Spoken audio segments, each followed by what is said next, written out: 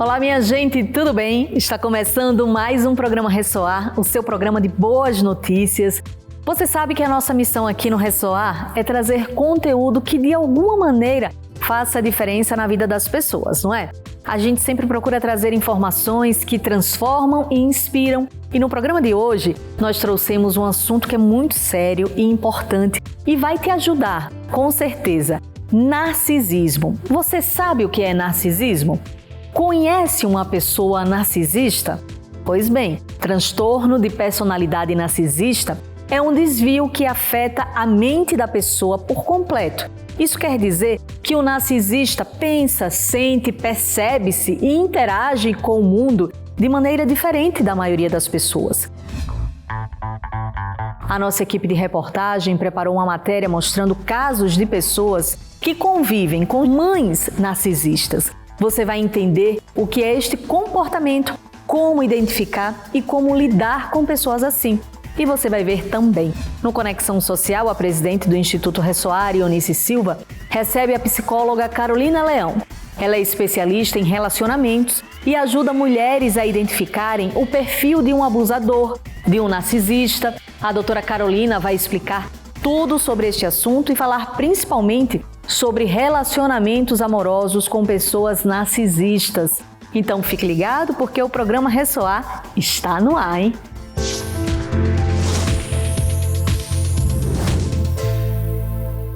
Narcisismo. É muito provável que você já tenha ouvido esse termo sendo relacionado a alguém. Mas será que é fácil identificar esse tipo de personalidade? Acompanhe agora uma matéria especial sobre esse tema que é tão delicado. O transtorno de personalidade narcisista é um transtorno que está descrito no DSM-5 e no CID, né? DSM-5 é o Manual de Transtornos Mentais e o CID de Doenças. Então, é um transtorno de personalidade que se constitui junto com a personalidade do indivíduo, ou seja, no crescimento desde a infância até a vida adulta. É um transtorno que tem como característica o sujeito ter um senso de superioridade. Ou seja, ele se acha superior aos outros, ele se acha muito melhor, muito mais inteligente, muito mais esperto, e com isso ele entende que os outros estão no mundo para servi-lo, para agradá-lo, para fazer aquilo que ele quer. Então, narcisistas costumam usar pessoas para alcançar o que desejam. Eles manipulam muito. E uma das grandes características é que o narcisista não tem empatia pelas pessoas, o que significa que ele faz o que precisa para alcançar o que deseja. Ele sempre vai usar pessoas sem se preocupar com o mal que causa a essas pessoas. O narcisista gosta sempre de estar numa posição de poder, porque ele gosta de dominar. Como ele se sente superior, ele entende que o lugar dele é numa posição de poder. Seja numa relação afetiva, seja numa relação profissional, ou seja, chefes narcisistas, sejam pais ou mães que têm autoridade sobre as crianças. E esse lugar de poder é um lugar em que favorece o narcisista a explorar as suas vítimas.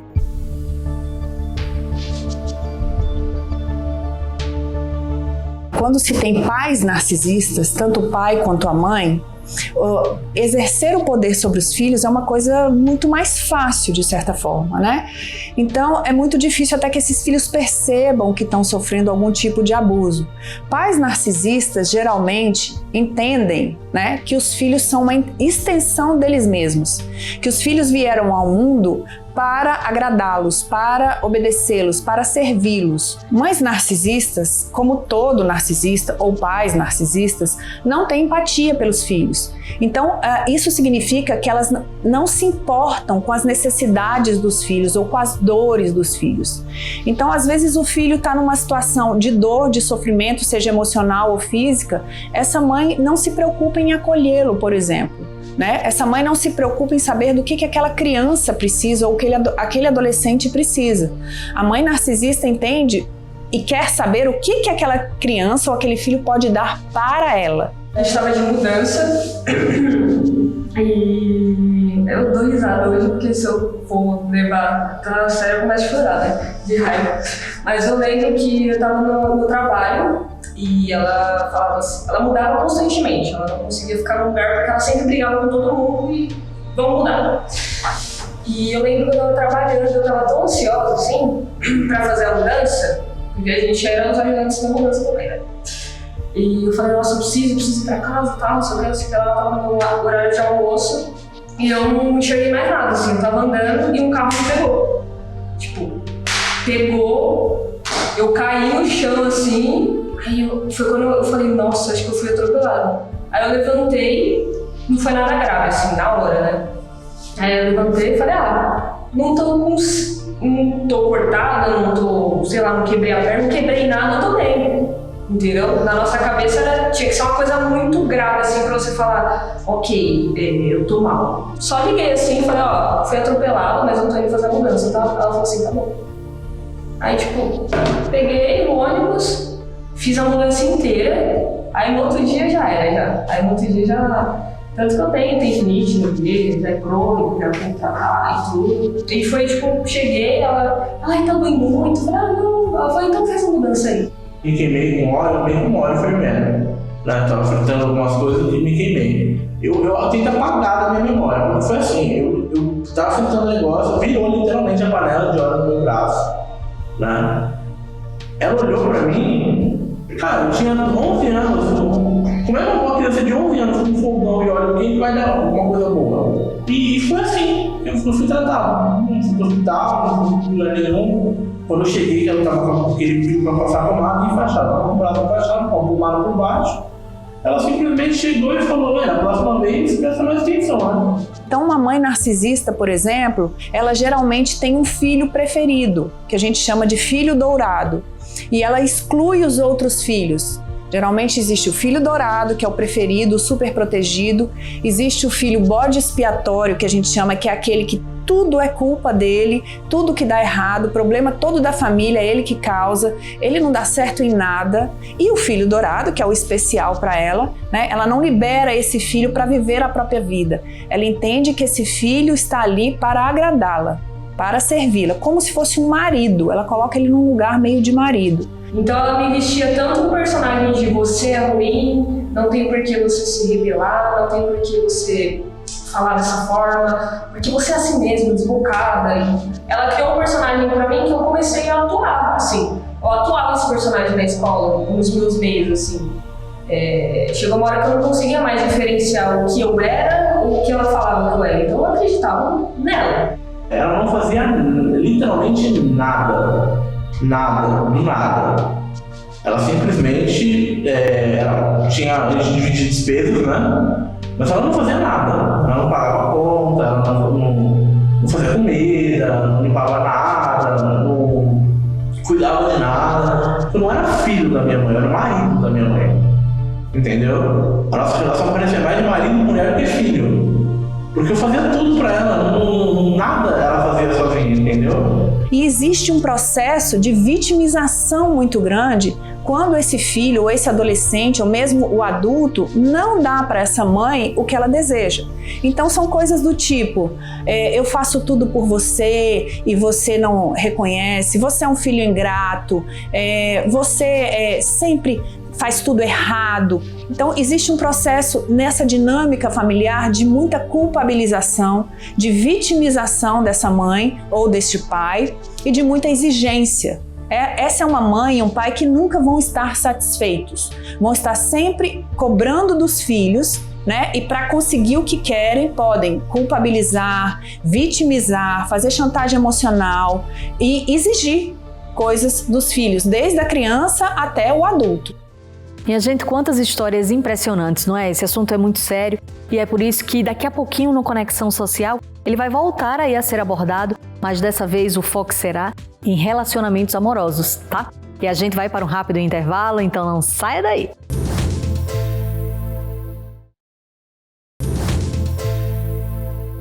Estamos de volta e continuando com o tema narcisismo. Vamos chamar o quadro Conexão Social. A presidente do Instituto Ressoar, Eunice Silva, recebe Carolina Leão. Ela é psicóloga e vai falar sobre relacionamentos amorosos com narcisistas. Afinal, qual é a diferença entre um narcisista, um psicopata e um abusador, hein? Um narcisista pode amar alguém? Vamos entender melhor?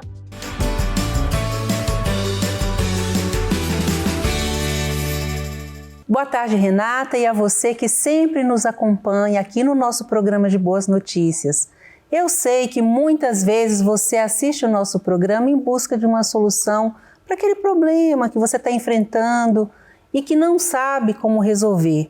E eu tenho certeza que o programa de hoje vai servir de remédio para a cura de muita gente, principalmente daquelas pessoas que estão se relacionando com pessoas narcisistas e que não sabem nem o que se trata, nunca ouviu falar sobre esse assunto ou já ouviu falar, mas não sabe exatamente do que se trata.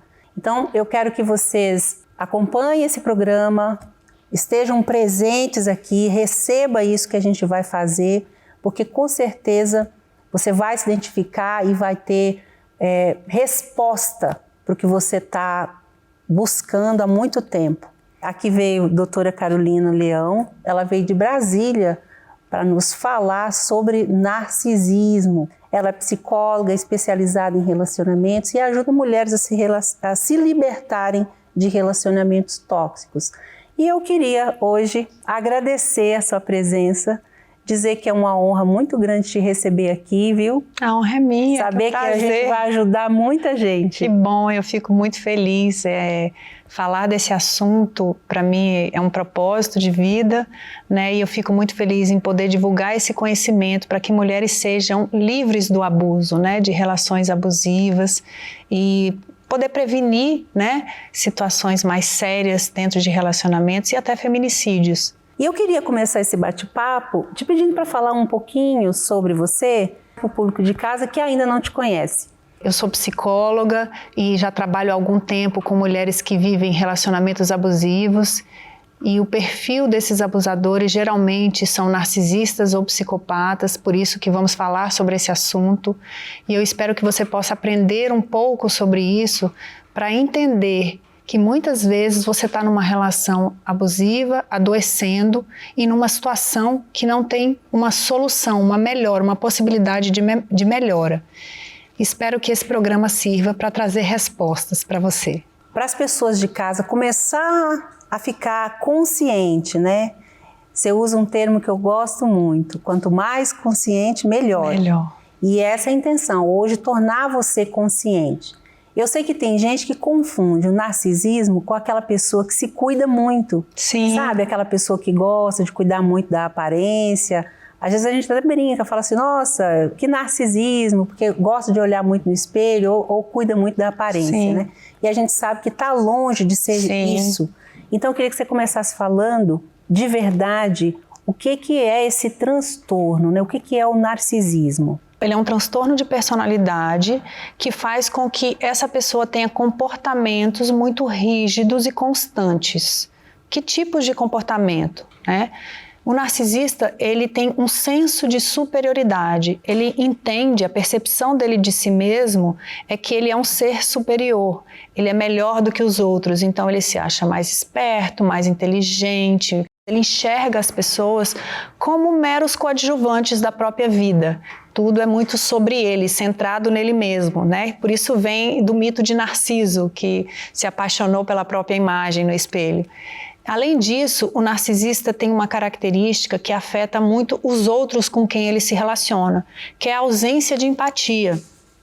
A ausência de empatia faz com que o narcisista use pessoas para obter o que ele deseja, sem pensar nas consequências que ele está causando para essas pessoas. Então isso é muito sério, né? Porque ele manipula pessoas, ele mente, ele abusa psicologicamente, sem se importar com a dor daquela pessoa, com aquilo que ele está causando a essa pessoa. Uma outra característica desse transtorno é que eles são extremamente manipuladores, né? Eles manipulam as pessoas para conseguir o que deseja. Eu costumo dizer que uma frase que define eles muito bem é que os meios justificam os fins. O narcisista quer o que ele quer, não importa quanto isso custe para a vida de alguém. Seja sexo, seja carinho, seja atenção, seja status, dinheiro, não importa. Ele vai fazer aquilo que ele precisa para alcançar o que ele deseja. O narcisista, ele nasce já assim ou ele se torna? E depois também pode já dizer, tem mais homem ou tem mulher? A incidência do transtorno é maior nos homens.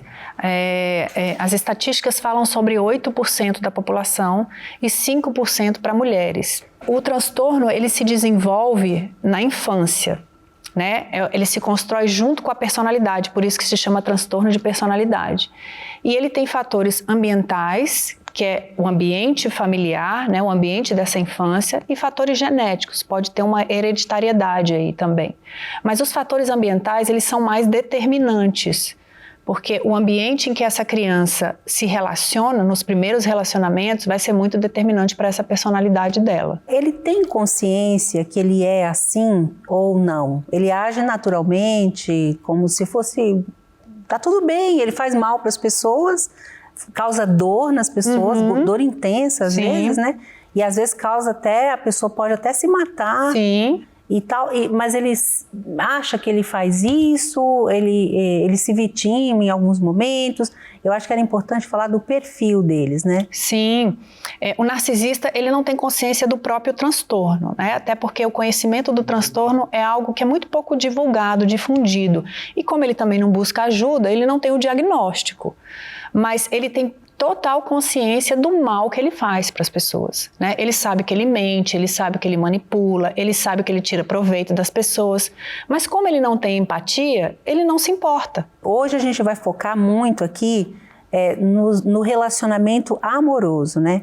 Então eu queria que você falasse que às vezes a pessoa acha assim, eu estou sofrendo violência, mas só se houver violência física, né? Então o abuso, quando não tem a violência física, às vezes a pessoa nem sabe que ela está sofrendo um abuso.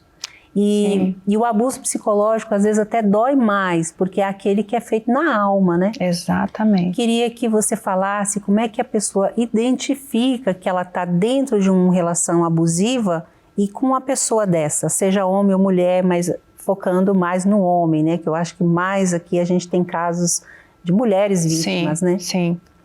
Sim, muitas vezes, né, nos meus atendimentos é muito claro que as mulheres que sofrem abuso psicológico, elas nem percebem que estão sofrendo. Muitas vezes precisa de anos para elas se conscientizarem disso. Mas existem algumas sensações ou percepções que essa mulher pode ficar mais atenta. Por exemplo, você se sente usada, né? Quando a mulher se sente usada, não se sente ouvida, se sente solitária dentro dessa relação, sente muito ansiosa, sente muito medo, né? Tá sempre pisando em ovos para não desagradar, para falar aquilo que, né, vai agradar esse parceiro, se sente muito exigida. Então, quando uma mulher, uma vítima, está dentro de uma relação com o narcisista, são essas as sensações, mesmo que ela não entenda que está sofrendo abuso psicológico. E como você mesmo disse, o abuso psicológico, ele causa danos irreparáveis muitas vezes, porque ele fere a alma. E como isso não é algo visível, as pessoas tendem a subestimar, a não perceber ou, quando percebem, subestimam, né? Mas abuso psicológico é crime, como abuso físico. É tão grave ou mais grave no sentido de que, às vezes, as mulheres passam anos vivendo sem perceber. Agora, a gente tem um depoimento aqui que a gente quer mostrar para as pessoas, que vai falar um pouco sobre isso, né? Queria que vocês assistissem. Acompanha com a gente. A gente se conheceu na faculdade. Ele era uma pessoa, sempre foi uma pessoa muito legal, muito querida por todo mundo. Tem muitos amigos. Muito divertido, muito animado sempre. Enfim, todo mundo sempre gostou muito dele. E ele sempre com uma posição muito de um cara que você podia contar, que você podia se abrir, sabe, contar da sua vida, confiar. Então eu enxergava nele um amigo, realmente, e eu acabei começando esse relacionamento, abrindo a minha vida, contando meus problemas, falando de tudo que acontecia comigo. Enquanto a gente ainda não estava num relacionamento sério, ele dizia que eu era o máximo, que eu era incrível, que ele adorava estar comigo, todas aquelas coisas maravilhosas, como se eu fosse a melhor pessoa do planeta. E aí, assim, quando aconteceu de a gente começar a namorar, daí pra frente, ele começou a querer regular tudo que eu fazia. Então, sempre que a gente ia numa festa, porque você bebe demais, porque você tá dando mole pra todo mundo, porque você me desrespeita na frente dos outros. Só que era de uma forma muito amigável. Parecia que ele tava preocupado com a minha imagem. essa personalidade controladora dele era tanto em grupo, né, quanto só nós dois. Ele era uma pessoa que se achava muito evoluído, porque ele, enfim, fazia cursos de autoconhecimento, meditação, essas coisas. Então ele sempre tinha uma posição de que ele deveria ensinar algo a alguém. O jeito dele de ser era o certo e todos os outros eram errados. Ele alternava momentos de muita fofura com momentos de muita indiferença. E eu continuei fazendo terapia, e aí eu comecei a querer terminar. E a gente começou a ter muitos problemas. A gente terminou algumas vezes, mas acabou voltando, porque existem as fases, né? Então, quando eu já estava saturada, eu acabava terminando com ele virava uma pessoa incrível. Então a gente viajava, ele me dava presente, era assim lindo. E aí eu, nossa, esse é que eu conheci. Então, vale a pena ainda tentar de novo. E aí, pouco tempo depois, voltava tudo de novo, e voltava pior. Então, até que teve um dia que a gente teve uma discussão, e nessa hora ele levantou muito nervoso, armou um soco e deu na parede. Até hoje eu me pergunto se eu tivesse continuado com ele, se um dia esse soco ia vir na minha cara. Mas graças a Deus eu não fiquei pra descobrir. Essa é a história de muitas pessoas, né? Verdade. Que estão vivendo isso e que não sabem. Eu queria que você, de casa agora, começasse a se identificar se você está passando por isso. Graças a Deus essa moça não chegou a se casar, Sim. né? Infelizmente tem muita gente que vive um relacionamento abusivo por 20 até 30 anos, até a vida inteira e não sabe. Mas eu queria que você comentasse, doutora, sobre esse caso. Sim, você vê que é muito claro, né, o ciclo dessa relação. Então, o narcisista, inicialmente, ele se apresenta como um príncipe. Eu digo que ele chega como um príncipe. Ele se veste de um personagem, né, de um homem confiável, como ela falou, muito atencioso, que era amigo dela.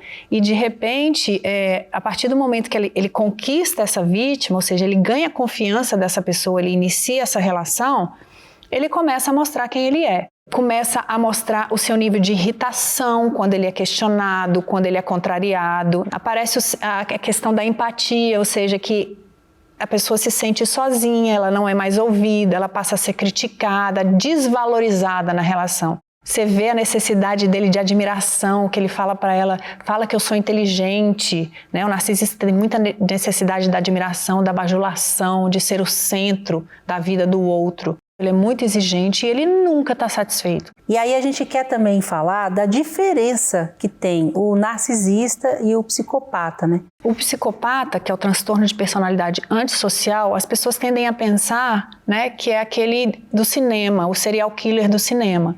E na verdade não, o psicopata pode estar no seu convívio e você não sabe. Eu costumo dizer que o psicopata ele é um narcisista mais grave. Então ele tem todas as características do narcisista, todo psicopata é um narcisista, né? E ele vai um pouco além. Então o psicopata ele tende a ser mais violento fisicamente, ele é uma pessoa que não tem nenhum temor com relação à lei, à justiça, a regras. Aliás, ele tem muito prazer em burlar a lei. Então, são essas pessoas que dão golpes na internet, pessoas que dão golpes financeiros, né? Pessoas que matam também, né? Mas lembrando que os serial killers são apenas 2% dos psicopatas. E o psicopata não tem nenhum tipo de remorso. Queria que você falasse agora das consequências emocionais, psicológicas que uma pessoa que teve essa experiência, essa triste experiência, ou está tendo, né? Uma mulher que está se relacionando, né, com esse perfil, ela vai sentir, primeiro, muito sozinha nessa relação. Segundo, ela vai sentir muito medo, porque há muita instabilidade na relação. Há um desenvolvimento de doenças psíquicas e físicas por causa do alto nível de estresse dentro da relação. Então, as doenças psíquicas mais comuns são transtorno depressivo, que é a depressão, transtorno de ansiedade, transtorno de pânico, o estresse, que é altíssimo, e transtorno de estresse pós-traumático. Além disso, existe o adoecimento físico, né? Como você mesma mencionou, fibromialgia, dores no corpo, dores musculares, enxaquecas, problemas de pele, inclusive câncer. Eu atendo muitas mulheres que desenvolveram câncer. Doutora, sobre a dependência emocional, porque às vezes a pessoa ela sente tudo isso E tem uma vozinha que fala lá no fundo do coração que tá algo errado. Normalmente a pessoa sente que tem algo errado, mas no fundo ela desenvolve uma dependência emocional do abusador, pelo abusador, de forma que ela não quer soltar. Por vezes, dói muito mais segurar do que soltar. Verdade. Então, às vezes, a pessoa ela não quer soltar e ela sente falta. Por isso que tem aquele ciclo de ida e vinda, né? Isso é muito importante, porque para sair desse ciclo, né, dessa relação, existem duas coisas que dificultam muito a mulher. Uma é o próprio abusador, que ele vai sempre tentar mantê-la na relação, então toda vez que ela pensar em sair, ele vai tentar puxá-la de volta. E como é que ele faz isso? O príncipe reaparece. Só que o príncipe é só um personagem, então ele tenta manter sempre a mulher na relação, muitas vezes pedindo perdão, vitimizando, dizendo que não, eu errei, eu preciso de ajuda, eu quero me tratar. Na verdade, é só um teatro para manter, é uma manipulação, é mais uma manipulação para manter essa mulher dentro da relação. A dependência emocional é como uma dependência química. A mulher fica viciada, né? A droga dela é o parceiro, é a dinâmica dessa relação. Então, é preciso fazer uma desintoxicação. Primeiro, pela conscientização de que aquilo é ruim para você, que a droga é isso. A pessoa sabe que é ruim para ela, mas ela quer alguns momentos de prazer, né? Mesmo que aquilo depois cause consequências para ela. A mesma coisa é a relação tóxica. A mulher sabe que aquilo faz mal, mas é muito difícil abrir mão daquelas migalhas, eu chamo de migalhas, tá? Que o narcisista oferece de vez em quando o príncipe aparece, para mantê-la lá na situação. Então, a mulher fica presa porque ela tem muito medo da solidão, né? Como você mesmo disse, não consegue soltar. Ela tem medo de não achar uma pessoa tão incrível quanto ele. Ela tem medo de sofrer demais.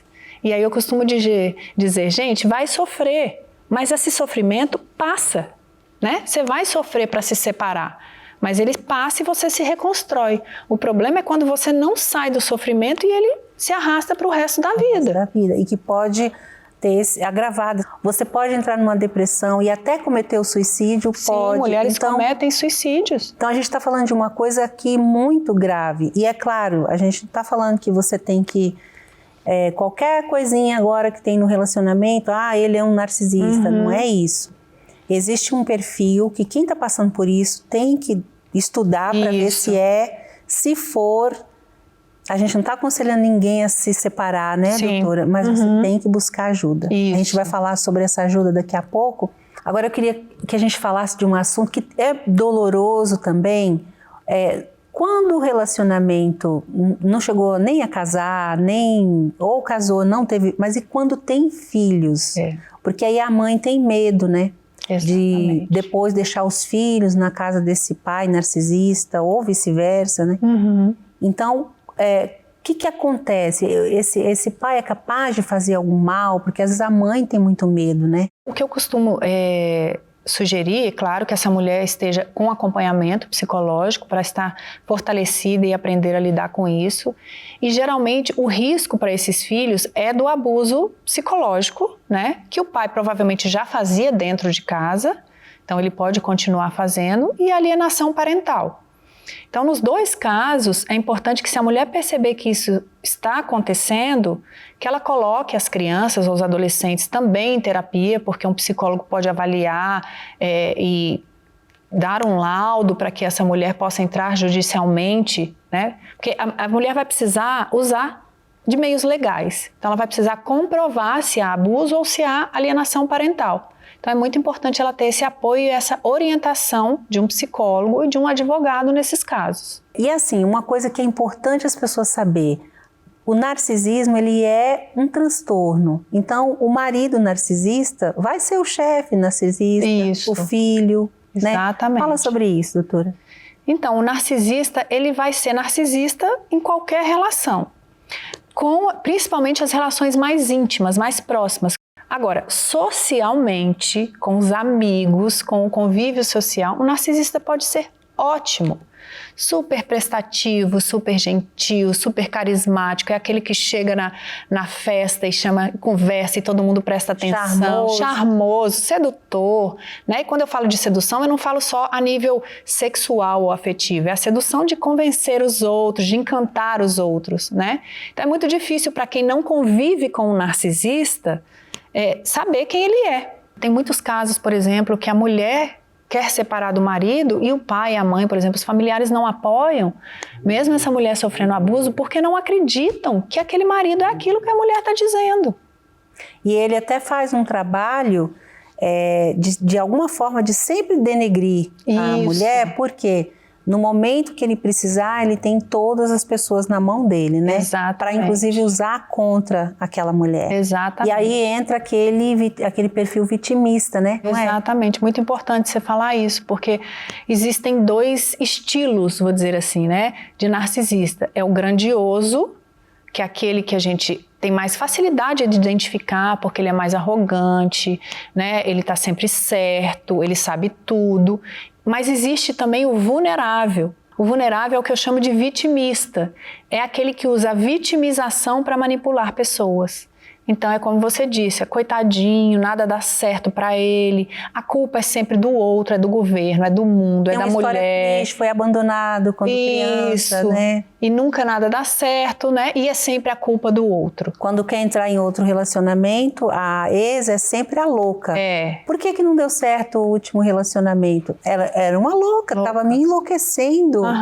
Então, às vezes até conta, me traiu, me abandonou. Ele é a vítima da história, né? Para que a outra mulher nova, a nova vítima que está chegando, fale, nossa, tadinho, tenha compaixão dele, né? Sofreu tanto, um homem tão maravilhoso como esse. Sim. Normalmente o narcisista também, ele, além de mentir, né? Tem no DNA traição, né? Sim. Então tem mulheres que são traídas e elas não sabem que isso também é um abuso muito grande. Exatamente. Porque infelizmente a gente ainda vive num país que se aceita muita coisa, principalmente as mulheres, né? Tem mulher que ainda aceita muito. Aí a avó fala, a mãe fala, não, todo mundo passa por isso, né? Todo homem trai. Todo homem trai. E aquela mulher está vivendo um relacionamento abusivo, de sofrimento, de muita dor. E ela está sendo vítima de um narcisista. E aí, tem cura para ele, doutor? Ele vai mudar? Como é que funciona isso? Não tem cura, né? Esse transtorno de personalidade não tem cura. E tem mais um agravante. Não tem tratamento eficaz. Por quê? Porque um narcisista, ele não se vê com problema. Ele, na verdade, gosta de ser como ele é. Porque ele se acha mais esperto, mais inteligente, ele entende que pessoas sofrem por amor e ele não, então isso é uma vantagem para ele. Ele não tem esse nível de sofrimento, porque ele não tem apego às pessoas, né? Ele não tem conexão afetiva. Então ele acha isso uma grande vantagem, ele se acha melhor que os outros. Então ele não se vê com um problema. Como ele não se vê com um problema, ele também não busca ajuda. Então a possibilidade de melhorar um pouco esses comportamentos, porque o transtorno não tem cura, seria uma terapia. Mas um narcisista não busca terapia, nem entra no processo terapêutico, né? Ele não se mostra para tratar as feridas dele. Se ele vai para a terapia, ele vai com o personagem dele. Relacionando com o narcisista, principalmente dentro de um casamento, isso é muito importante as mulheres entenderem, é que não vai melhorar. Todo mundo que me conhece sabe da minha fé, né? Sabe do meu relacionamento com Deus, acho que o seu também. A gente tem a alegria de dizer isso, né? E a gente sabe o quanto que tudo na nossa vida é Deus e o quanto que Deus ouve a nossa oração. Só que falando disso, ele não vai mudar porque ele não se arrepende. Deus só muda quem quer ser mudado. Tem uma coisa que Deus respeita demais, que é o livre-arbítrio, né? Exatamente. Então ele vai fazer na nossa vida exatamente aquilo que a gente permitir fazer. E se ele nem acha que ele está errado, ele vai se arrepender de quê? Deus vai poder fazer o quê para ele? Então não vai mudar. Como é que você trabalha para ajudar? Porque agora a gente falou tudo isso. Eu acho que você de casa que está passando por isso agora deve ter ficado realmente ou feliz ou triste, não sei, mas a gente quis muito falar sobre isso. Tinha um tempão que a gente queria falar sobre isso e eu precisava de alguém que falasse com essa abrangência, que trabalhasse, porque a gente também precisa oferecer para as pessoas uma solução, né? Então, eu queria que você falasse do seu trabalho e o que a pessoa faz para sair disso. O primeiro passo para uma mulher sair de uma relação abusiva é a conscientização, né? A conscientização primeiro de que ela está vivendo uma relação abusiva, que ela está sofrendo abusos, e a conscientização do perfil desse abusador, como o narcisista, por exemplo, para ela entender que é um transtorno de personalidade e que primeiro a culpa não é dela de não ter dado certo e segundo, que não tem melhora.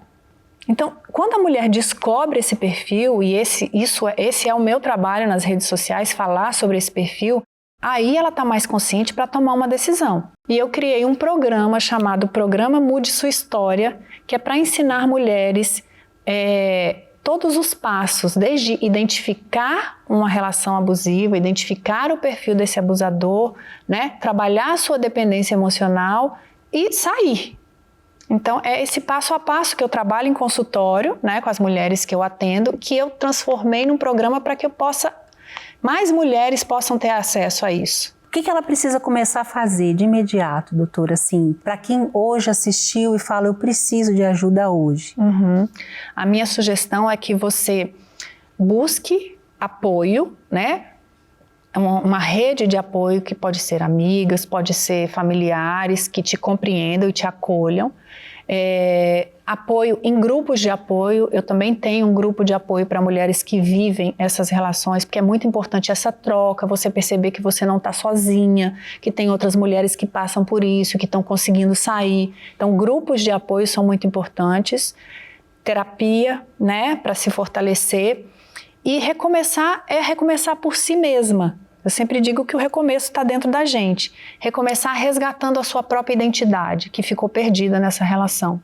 Reconstruir a sua autoestima, né? Reencontrar o seu propósito de vida, porque todos nós temos um propósito. É muito importante você saber o seu propósito, porque isso dá sentido para a sua vida. E ter uma vida saudável, né? É sempre possível recomeçar. Eu queria que você também deixasse aqui a sua mensagem agora, como mulher, né?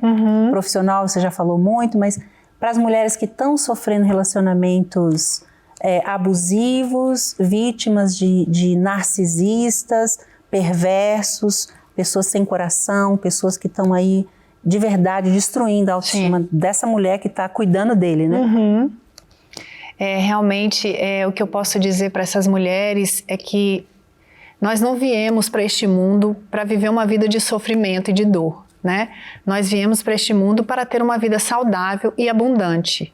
Então, o que eu sugiro é que você entenda isso, que você tem um propósito, que você tem uma vida para viver, independente da situação que você esteja vivendo hoje, né? Você pode mudar essa situação e você pode ser muito mais feliz e saudável. Então, busque ajuda, né? Busque ajuda para sair disso e se reconstrua para que você possa usufruir da sua vida de forma abundante e saudável. Muito bom. E eu queria também falar uma coisa para você. Eu sei que às vezes quando a gente passa por um momento desse, quando a gente tem uma descoberta dessa, cai uma ficha dessa, né? Você fica, meu Deus, e agora o que eu faço com essa informação? Eu queria que você não fizesse vista grossa disso, né? Levasse isso a sério e a partir de hoje analisasse o que está acontecendo com você direitinho. E num primeiro momento, o que acontece quando a gente descobre o que está acontecendo com a gente? A gente fica com muita raiva, né, doutora? O primeiro sentimento é de raiva, é de vingança, de raiva de você, por que você foi enganada, por que você caiu nisso. E é um sentimento muito ruim. E aí eu queria te falar uma coisa que é muito importante no seu processo para você sair dessa situação, que é o perdão. E começa perdoando você por ter entrado nessa situação. E eu vou te pedir algo maior ainda. Perdoe esse ser humano. Porque como a doutora falou, ele também foi construído, né? E aí a gente pode até pensar, mas por que Deus deixa isso acontecer, né? para quem é cristã e que orou tanto e ora tanto para a mudança, para a transformação dessa pessoa, e isso não aconteceu, por exemplo. E eu queria te dar um exemplo aqui, para quem tem filhos, né? A gente é mãe, a gente sabe. Olha, todos nós somos filhos de um único pai, né? E como pai, ele não vai escolher um para jogar no inferno, ou para matar, ou para destruir. Ele espera até o final, para que essa pessoa tenha a chance, como todo mundo tem, de se reconciliar. Então, nunca a gente pode pôr Deus na parede e falar assim, por que que o Senhor me deixou ser vítima dessa pessoa? Ou então, por que que o Senhor não mata essa pessoa? Ele não vai fazer isso, porque Ele é pai dessa pessoa má, assim como Ele é o seu pai, o meu pai, o pai da doutora. Assim como você que tem 1, 2, 3, 4 filhos, os 4 são seus filhos. E se colocar os 4 e falar, olha, Joãozinho, Maria, Luísa e Antônio. Luísa, Antônio e Maria são ótimos, mas Joãozinho é um narcisista, ele é muito ruim. Então você vai ter que escolher um desses 3 aqui pra gente matar. Como mãe você não vai fazer, talvez até você morra no lugar. Sim. E foi isso que ele fez, né? Ele morreu no lugar dessa pessoa.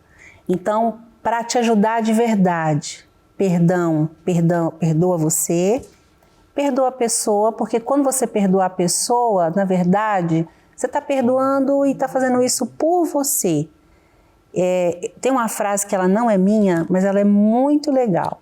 Ela fala que a maior vingança que a gente pode fazer com alguém é perdoando. É perdoando, é dando a volta por cima, é se transformando, é sendo quem você nasceu para ser. Quando você deixa a sua identidade ser revelada, como a doutora falou, e você e eu, nós somos imagem e semelhança do Criador, você se torna uma pessoa incrível, quem você nasceu para ser. Então não vai ser o relacionamento com o narcisista, com o psicopata, com quem quer que seja, que vai destruir quem você é.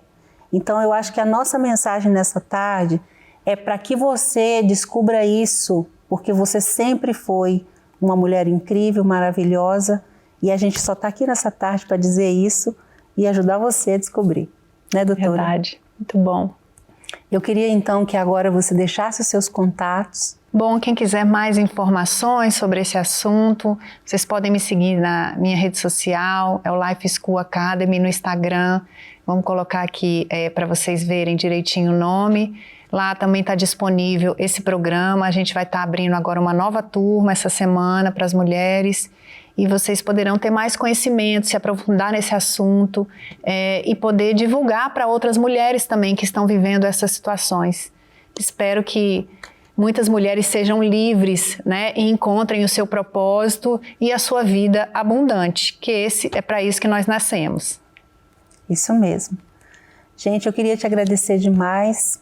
Queria dizer que é uma honra a gente estar sempre aqui. Aliás, a alegria da nossa vida, poder trazer a doutora. Eu estou muito feliz com a sua presença, eu te agradeço de novo, muito. E te convido para nos seguir, siga o programa Ressoar, siga a doutora, me siga também. Manda sugestão do que vocês querem que a gente traz aqui, a gente vai pensar com carinho. A gente tem recebido muitas sugestões, eu agradeço muito a sua audiência, viu? Todo domingo a gente está aqui com um assunto novo, viu?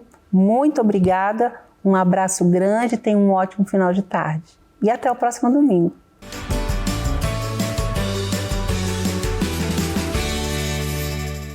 É um assunto impressionante, não é? Impressionante também as análises e ensinamentos da doutora aí, Carolina. Eu aprendi muito com essa entrevista e é sempre bom e importante ouvirmos e aprendermos com profissionais que entendem, né, do assunto.